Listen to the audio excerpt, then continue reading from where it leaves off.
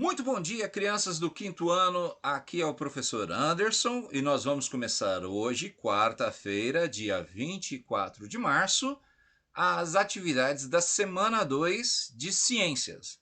A unidade temática de hoje é Vida e Evolução, Objetos do Conhecimento, Cadeias Alimentares Simples.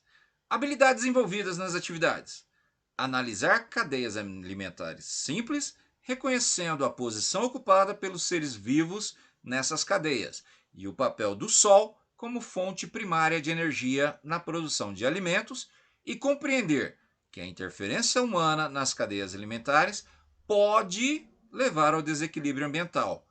Pode, não quer dizer que sempre leve, tá bem? Conteúdos relacionados: cadeia alimentar, posição ocupada pelos seres vivos na cadeia alimentar, fluxo de energia entre os seres vivos e o ambiente, seres decompositores. Interdisciplinaridade está em artes e língua portuguesa. Vamos ao trabalho? Bom, crianças, a nossa atividade de ciências da semana 1 foi Os materiais se misturam, na página 30. Hoje nós vamos estudar a semana 2, Cadeia Alimentar, a partir da página 35 da nossa apostila. Vamos lá?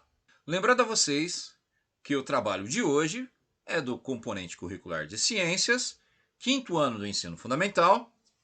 Esse PET, para nós do município, ele faz menção ao segundo caderno de 2021. O nome da nossa escola é Escola Municipal Professor José Flávio de Freitas, Zecão. Nossa turma, quinto ano A2. O turno que nós estudamos é o turno matutino. Lembrando que o estudante é o nome de vocês. Vamos lá? O tema dessa semana é cadeia alimentar. O professor vai repetir mais uma vez para vocês, e vocês sabem que eu falo isso toda a aula, que eu sou apaixonado pela ciência. Não é só apaixonado pelas áreas do conhecimento, principalmente as áreas que nos levam a experimentar, como as ciências. Hoje nós vamos revisar e aprimorar os nossos conhecimentos sobre a cadeia alimentar. Para que possa haver um equilíbrio na natureza, cada ser vivo possui sua função dentro do ciclo da vida. Existem os seres que produzem os alimentos, os que consomem e os que fazem a reciclagem, devolvendo os nutrientes para o solo. Na atividade dessa semana, será introduzida por um texto que irá facilitar que todos nós, recordemos os conhecimentos sobre a cadeia alimentar. A cadeia alimentar. Todos os seres vivos precisam de alimento para obter energia e se desenvolverem. Na natureza, existem os seres vivos que conseguem produzir o próprio alimento. As plantas e as algas marinhas, por exemplo, utilizam a energia solar para realizarem a fotossíntese, onde elas absorvem o gás carbônico da natureza e transformam em açúcar, oxigênio e água. Esses seres vivos recebem o nome de produtores, pois eles produzem o próprio alimento. Deixa eu ensinar um palavrão para vocês. Os seres vivos produtores são chamados de autótrofos. E o que é autótrofo? Aquele que produz o próprio alimento. Então, esses seres que produzem o próprio alimento também são chamados autótrofos.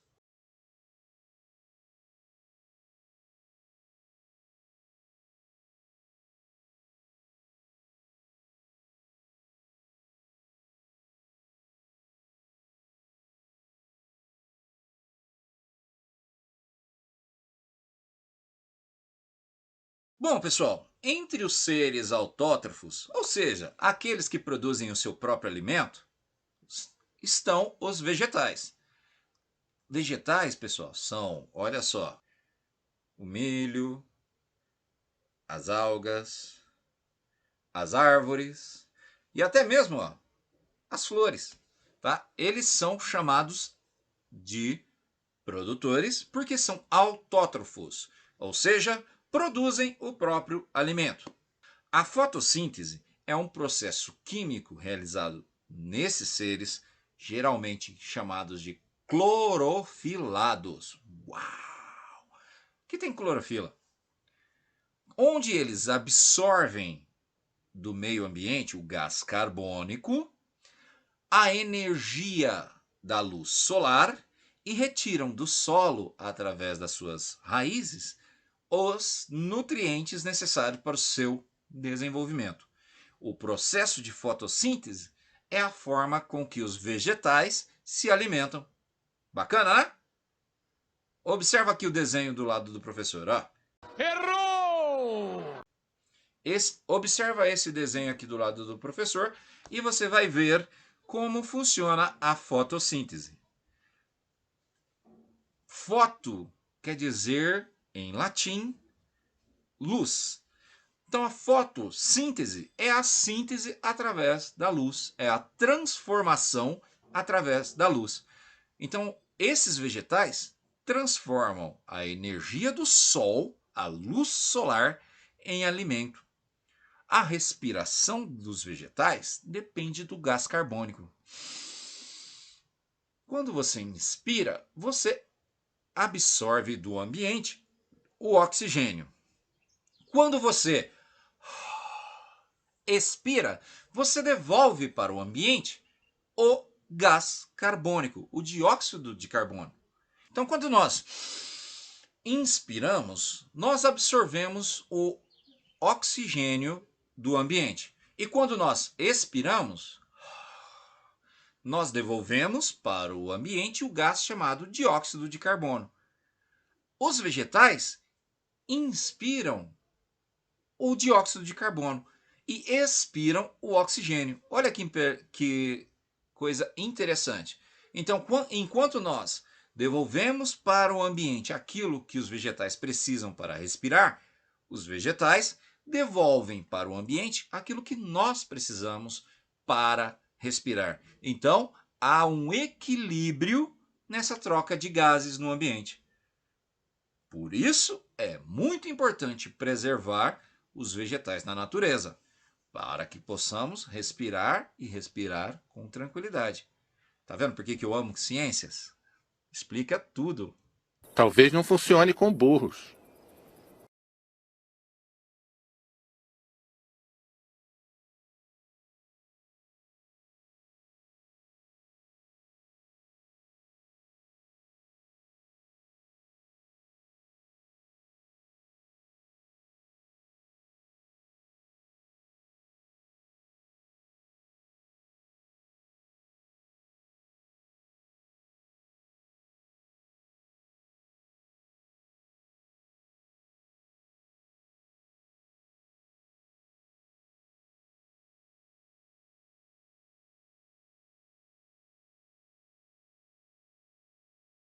Muito bem, pessoal. Os animais que se alimentam dos produtores, como a capivara, o coelho, a vaca, o cavalo, por exemplo, que se alimentam de capim, recebem o nome de consumidores primários.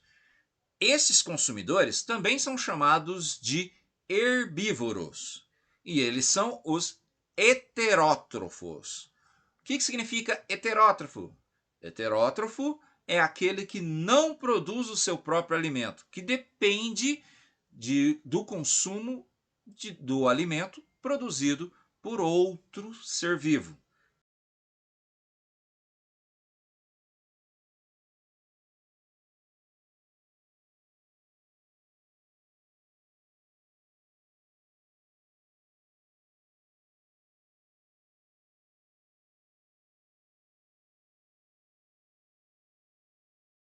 Tá? Então, quando a capivara, quando o coelho, quando a vaca, quando o cavalo se alimentam dos vegetais, eles estão consumindo a energia produzida por esses vegetais. Então, tá vendo que interessante? Os vegetais são os produtores. Já os herbívoros são consumidores primários. Tem uma pequena diferença entre herbívoro e vegetariano, tá certo? Vegetariano são aqueles que escolhem se alimentar de vegetais. Já os herbívoros são aqueles que só podem se alimentar, devido às suas características, de vegetais. Perfeito? Então, só lembrando para diferenciar, vegetariano é aquele que escolhe se alimentar por vegetais, podendo se alimentar também de carne e outros animais, ele faz a escolha para se alimentar apenas de vegetais.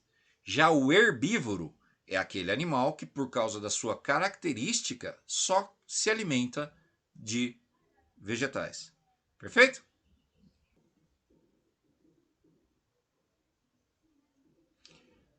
Aqui eu tô num lugar meiozinho arriscado, hein, pessoal? Sabe por quê? Os animais que se alimentam dos consumidores primários, como a onça, que irá se alimentar da capivara, ou a onça pintada, ou a onça parda lá do outro lado, e até mesmo o lobo-guará aqui, são considerados consumidores secundários. O lobo-guará tem uma característica um pouquinho diferenciada, que além de consumidor secundário, ele também é consumidor terciário. Vou explicar daqui a pouquinho o que é isso, tá bom? Então, olha só. Esses consumidores secundários são chamados de carnívoros, ou seja, eles se alimentam apenas da carne. O carnívoro, ele não se alimenta de produtos oriundos dos vegetais. Eles se alimentam de carne. As características físicas do carnívoro são caninos, dentes mais alongados, que facilitam a mordida e retirada de grandes pedaços de carne, além de serem os predadores na natureza. Então, os consumidores secundários são os carnívoros, beleza? Pessoal, vale lembrar que na cadeia alimentar também podem existir os consumidores, além de existir os consumidores primários e secundários, tem os terciários, quaternários e por aí por diante, que são os considerados onívoros. O que são os onívoros? São aqueles que se alimentam tanto de outros animais, que podem se alimentar tanto dos carnívoros, quanto também se alimentam de vegetais, que podem se alimentar tanto dos produtores quanto os outros que estão na cadeia alimentar abaixo dele. Essa é uma característica que o lobo-guará da nossa região também desenvolveu, a característica de ser onívoro.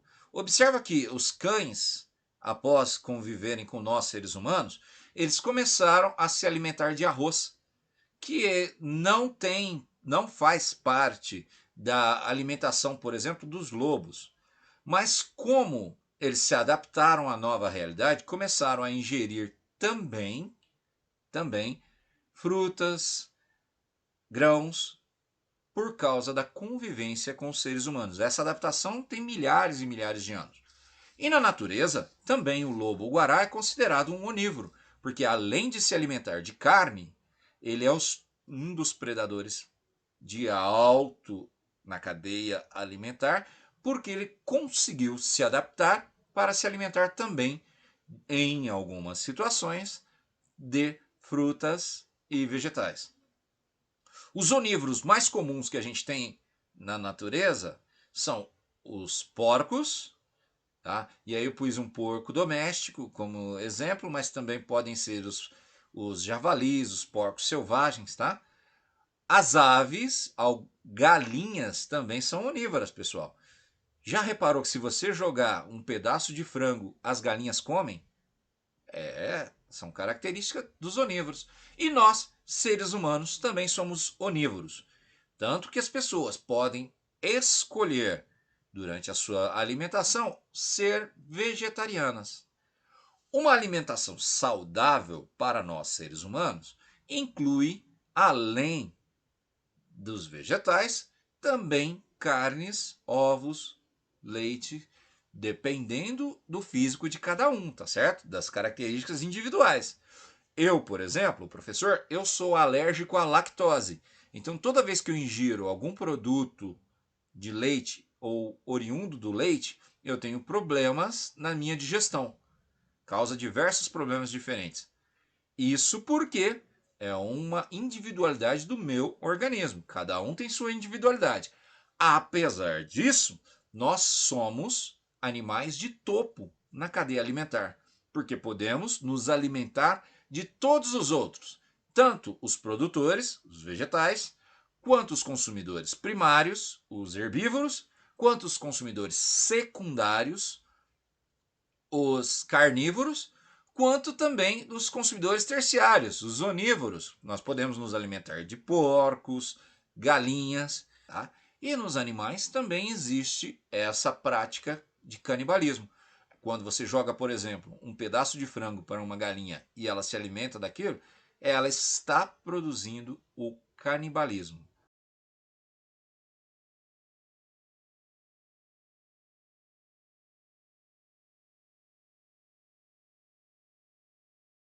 Pessoal, a natureza nos dá uma grande lição. Ela nos ensina o processo de reciclagem. Sabe o que é isso? A decomposição, o reaproveitamento. Na natureza, a energia nunca é desperdiçada. A morte de um indivíduo representa a vida e alimento para outros. Então, no meio ambiente, também existe seres como os fungos e as bactérias que fazem uma decomposição da matéria orgânica. O que é matéria orgânica? Folhas, restos de animais mortos. O que esses decompositores fazem? Eles decompõem a matéria orgânica deixada por esses seres vivos. Por isso, é muito importante manter o equilíbrio na natureza. São os decompositores que têm uma importante função de transformar a matéria orgânica, tudo, tá, gente? O nosso corpo é matéria orgânica. E são esses agentes decompositores que transformam a matéria orgânica de volta em nutrientes para o solo, fazendo uma reciclagem natural, devolvendo para a natureza os sais minerais, a água, a energia consumida por aquele ser vivo quando estava vivo. Então, tudo que você consome, toda a energia que você adquire, quando o seu corpo chega ao fim da vida, tá? O ciclo da vida, você nasce, cresce, se reproduz, envelhece e morre, podendo morrer em qualquer parte desse ciclo, tá? Você pode morrer antes de nascer, antes de crescer, antes de envelhecer, antes de gerar descendentes, ou seja, se reproduzir. O processo natural da vida, tá? A morte faz parte da nossa vida. E aí, quando deixa de existir vida dentro daquele corpo, dentro daquele ser vivo, as bactérias, fungos, entram no processo de devolver para a natureza a energia consumida e que está acumulada naquele corpo que começa a se decompor. Tá? Essa importante lição que nós aprendemos na natureza, a de reaproveitar, a de reciclar, pode nos ajudar a manter o ciclo da vida e o ciclo do aproveitamento também para o nosso dia a dia. Bacana essa lição, não é?